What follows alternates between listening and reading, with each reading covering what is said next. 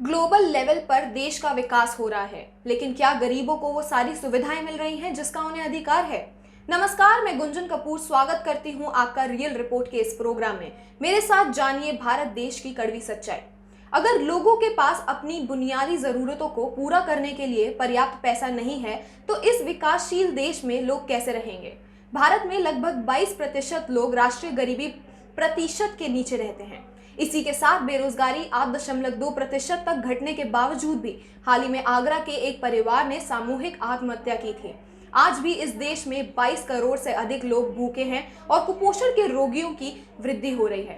दुनिया की छठी सबसे बड़ी इकोनॉमी भारत की है, लेकिन भारत की फाइनेंशियल पॉलिसीज अभी भी डेवलपिंग स्टेज पर है, क्योंकि इसके प्रॉफिट एंड लॉस में जमीन आसमान का फर्क है। एक ऐसा फर्क जो साफ दिख जाता है।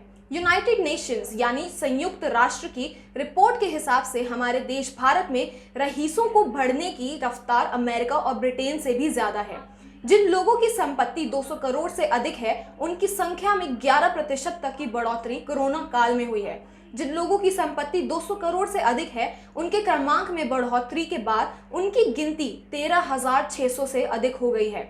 इनमें से 30 से अधिक लोगों की संपत्ति डबल हो गई है। वही मिडिल क्लास यानी कि आम भारतीय की संपत्ति 7% तक घट गई है। यही नहीं, हम दालों, दूध, सब्जियों के यूज में भी नंबर 1 पर आते हैं। इसके बावजूद भी भारत की 138 करोड़ से ज्यादा की आबादी में 22 करोड़ लोगों को ना तो एक वक्त का खाना मिलता है या फिर वह कुपोषित है। ये कैसी अर्थव्यवस्था है और कैसी डेवलपिंग इकोनॉमी है जहां लोग भूखे सो रहे हैं, जहां अमीर और अमीर होता जा रहा है और गरीब।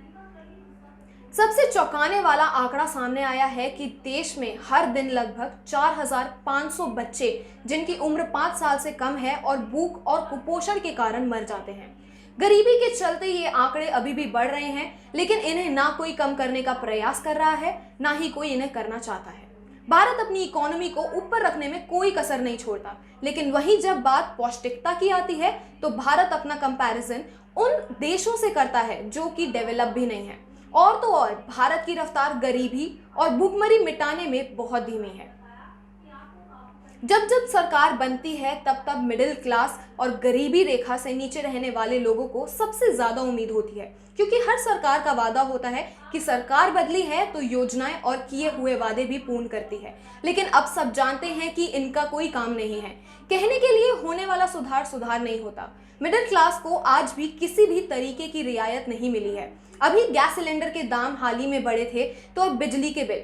अगर सरकार के चलते यही व्यवस्था और नियम रहे तो आम जनता बचाएगी क्या और खाएगी क्या?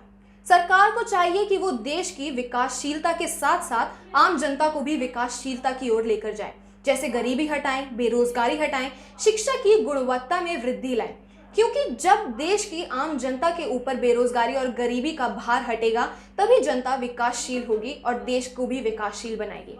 आप लोग मेरी बात से कितने सहमत हैं, कमेंट बॉक्स में बताएं। आज की रियल रिपोर्ट में मेरे साथ बस इतना ही। जुड़े रहिए मेरे साथ इंडिया रिपोर्ट पर।